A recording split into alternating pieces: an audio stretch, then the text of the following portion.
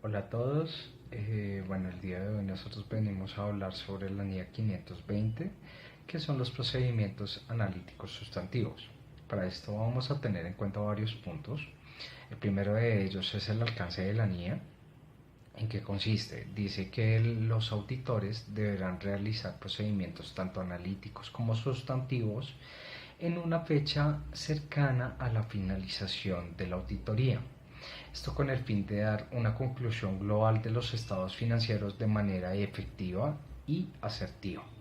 Hay que tener en cuenta una cosa, y es que esta NIA difiere de la NIA 315, ya que en la NIA 315 hablan de los procedimientos analíticos enfocados a la valoración del riesgo.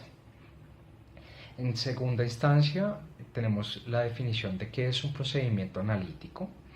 Entonces, un procedimiento analítico es la evaluación de información financiera mediante el análisis de la relación entre la información tanto financiera como no financiera de una base de datos. Esta información puede dar unas variaciones. Lo ideal del procedimiento analítico es que se realice la investigación de las variaciones mediante procesos básicos como una comparación o mediante procesos técnicos como informes estadísticos, en el caso ejemplo de una rotación de inventarios o una rotación de cartera, entre un sinnúmero de procedimientos. En tercera instancia tenemos los objetivos, y son dos. El primer objetivo es recopilar la información y evidencia de la auditoría fiable mediante procesos sustantivos. Y el segundo objetivo de la NIA es el diseño y la aplicación de los procedimientos analíticos y el informe final de cada uno de ellos. Como decía mi compañero, los objetivos del auditor son obtener evidencias de la auditoría relevantes y fiables mediante el uso de procedimientos analíticos sustantivos. Estos procesos o procedimientos son los más adecuados en el caso para trabajar con grandes volúmenes de transacciones. Estos deben ser planificados y se aplican en la expectativa que existe entre los datos y la perduración de la ausencia de condiciones conocidas que indiquen lo contrario. La determinación de la idoneidad de estos procesos analíticos sustantivos depende de dos cosas. La primera es la valorización realizada por el auditor y de su eficacia para la incorrupción. La segunda es la naturaleza de la información o afirmación del riesgo de incorrección del material. La fiabilidad de estos datos se ve afectada por su procedencia y naturaleza. Depende de las circunstancias en las que se obtienen. También, digamos que a la hora de determinar la fiabilidad de los datos se debe tener en cuenta varias 5 cositas. La primera es la fuente de información disponible, como por ejemplo la información que puede ser más fiable cuando se obtiene de fuentes independientes de la empresa u organización. La segunda es la comparabilidad de la información disponible. Por ejemplo, los datos comparables con una organización dedicada al mismo objeto social. La tercera es la naturaleza y relevancia de la información disponible. La cuarta son los controles de la preparación de la información diseñada para asegurar la integridad. Digamos que un ejemplo es la exactitud y la validez. Los controles sobre la preparación, revisión y mantenimiento. NIA 520. La procedencia de los datos. La procedencia, naturaleza y dependencia de las circunstancias que se tiene la información a la hora de determinar la fiabilidad de los datos con el fin de diseñar análisis sustantivos que sean relevantes para la entidad y la auditoría. La fuente de información que se entrega al auditor. Ejemplo, la información fiable puede ser suministrada por terceros que tengan relación con la entidad. La comparabilidad de la información disponible que se le entrega a la entidad.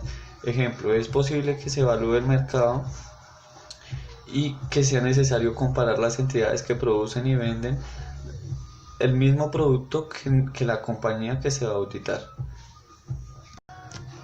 El auditor puede considerar la eficacia de los controles si hay controles relativos a la preparación de la información que se entrega al auditor. El auditor puede utilizar procedimientos analíticos sustantivos en respuesta al riesgo de los valores que se está auditando de la entidad para confirmar los registros y la información financiera.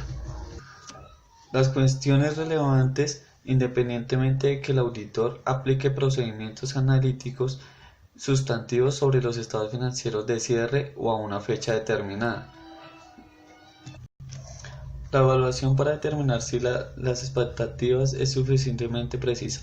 Las cuestiones relevantes para la evaluación por el auditor de si las expectativas son suficientemente precisas como para identificar una incorrección material son las siguientes: la exactitud de los procedimientos analíticos, ejemplo, una congruencia con la comparación de los márgenes de beneficio de un periodo que afecten el margen bruto de un rubro del estado financiero, el nivel en cual se puede desagregar la información, o sea, la información que se le entrega al auditor, si se puede desmenuzar y se puede llegar a una investigación más amplia.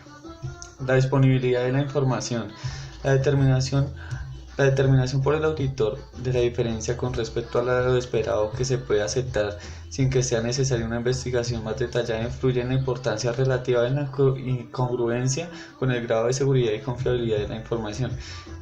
Esto se ve afectado por el punto anterior de el nivel que se puede desagregar la información, donde el auditor puede hacer el análisis de que si la información que va o que necesita auditar es relevante para la auditoría.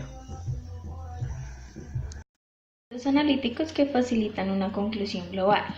El auditor diseñará y aplicará al final de la auditoría procedimientos analíticos que le faciliten alcanzar una conclusión global sobre si los estados financieros son coherentes con su conocimiento de la entidad y corroborar las conclusiones que se han venido dando con el transcurso de la auditoría sobre componentes de los elementos de los estados financieros. Eso facilita pues que el auditor obtenga conclusiones razonables en las que va a basar la opinión sobre la auditoría. Estos resultados obtenidos de los procedimientos analíticos pueden poner en evidencia un riesgo de incorrección material que antes no se había detectado. En el momento que suceda esto, la NIA 315 requerirá que el auditor revise su valoración de los riesgos de incorrección material y modifique los procedimientos de auditoría posteriores planificados.